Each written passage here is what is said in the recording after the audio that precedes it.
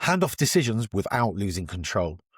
Delegating tasks is not the same as delegating decisions, and if decisions still bounce back to you almost all the time as the business owner, then you are the bottleneck in your business.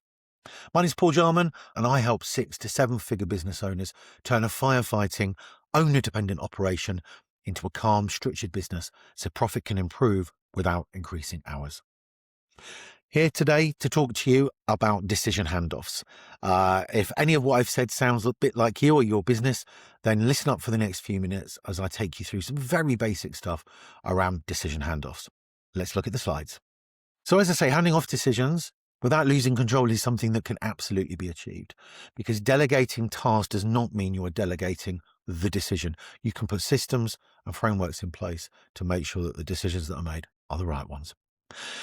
So if decisions are always ending up with you, as I said at the beginning of this video, then be assured you're the bottleneck in your business. You are creating the bottleneck that likely means growth is not happening. What it often looks like is approvals, edge cases, client requests, things around pricing or delivery of your product, whether that be a service or a physical product, whatever industry you're in.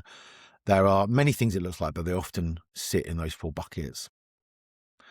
I introduced the 4Ds model. The 4Ds model is very simple.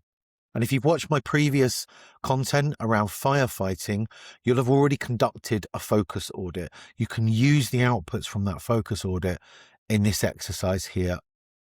If you haven't done that, then simply all you need to do is over 5 days ideally, shorter if you really must, but 5 days ideally, is log every time you're asked to do something. Even if it's not a firefighting incident, even if it's not something unexpected, every time you're asked to do something, very quickly log it. Notepad, pen, paper, phone, an app, whatever is your poison for that type of thing. Then simply log down every time you're asked to do something. That's it. Just leave it. Do what you would normally do. Leave it alone. I advocate that all the time when you're in this kind of discovery phase.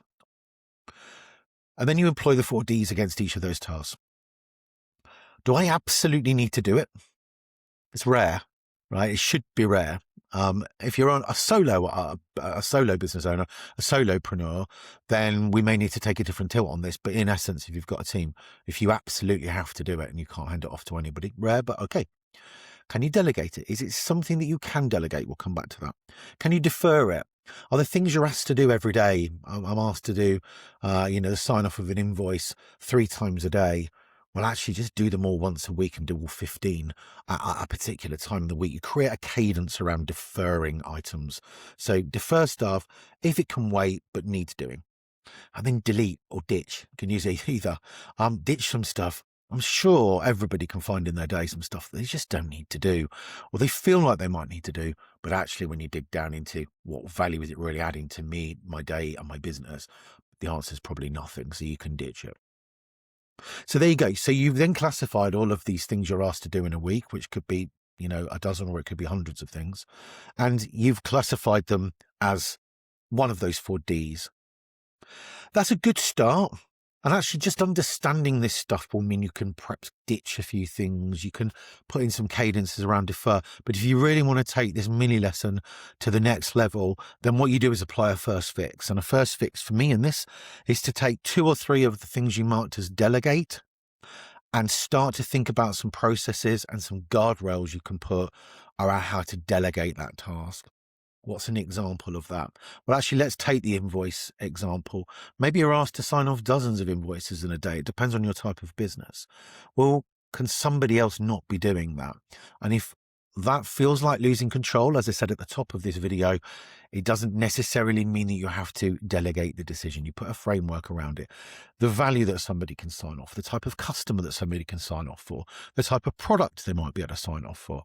Equally, it might be that they can sign them all off, queue them for payment, and you cast your eye over it at the end of the day just to make sure there's nothing untoward.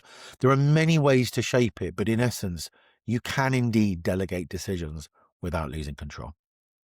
Check out some of my other content where I cover lots of items like creating capacity in your day, firefighting, and there's a video where I outline my scale growth blueprint as well, which is the framework I use across all of my coaching.